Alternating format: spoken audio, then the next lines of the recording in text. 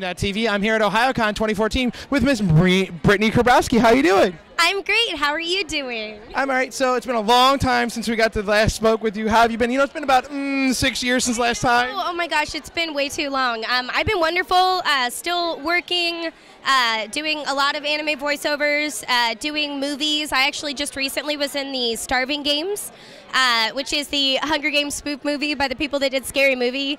I have to give a spoiler. I get cut in half with a weed eater, so you should probably check it out. I'm there for like 10 seconds, but it's really funny. And I also got married in October, so I've just had a really busy life lately. It's been great. Yeah, and now it's back in Ohio, and you're not at Ohayocon. How much has changed since we've already seen that you've already seen since the last time you were here? Oh my gosh, it's gotten so much bigger. It's a massive scale now. You guys are able to invite more guests. I mean, you guys are going to have to get a new place. Look at this. It's just, you can't even walk. It's crazy. Like, it's just really has expanded and grown, which is good to see because it's one of my favorite cons in the world. Awesome. And now Soul Eater is a very popular series. It's on television now, running on Toonami. And you got to voice Black Star, which I know was one of the first times you got to play a boy for once.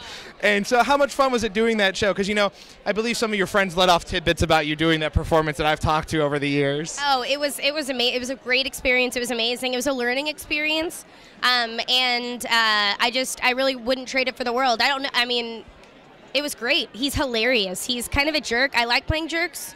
It's so much funner to play like evil jerks than to play like nice people. Because, you know, nice people are fun and all, but when you get to play someone that you're like, really, I get to say that? What a jerk. That's the funnest part. But yeah, he was amazing. The actual recording process was hilarious because for me to get the guy voice, I decided that I had to be like really heavy. And so I would just get lower and lower and lower and lower, and it was really funny. But so it was great. Awesome. And going along that jerk role, you got to be in the Fullmetal Alchemist series as Pride. How was it taking over and becoming that character?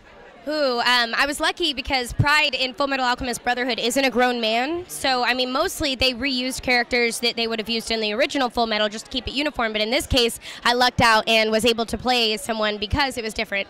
And I don't even know if jerk is adequate to describe him. He is a creepy, creepy, evil monster.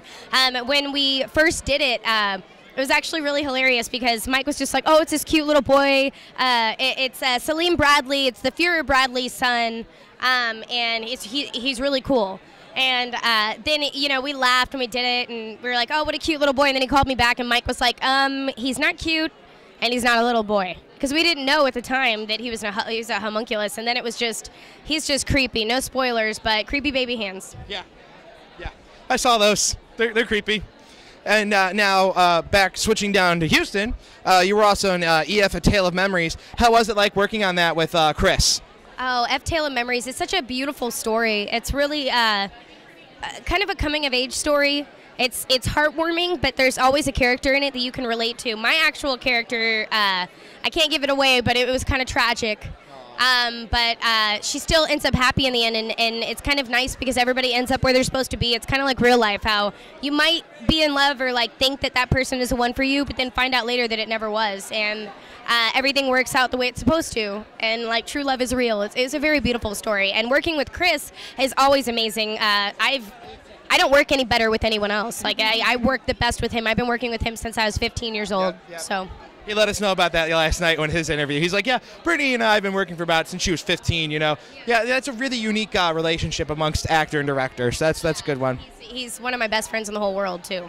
Yeah, and now, not just voice acting, but you got to do some live action. Can you talk about the movie Code of Evil? Oh, yes. Code of Evil, it hasn't, it's not totally done yet, but it should be coming out soon. It's going to be really cool. A lot of CG, a lot of 3D. It's a lot of aliens, guns. I think it's what everybody would love. So.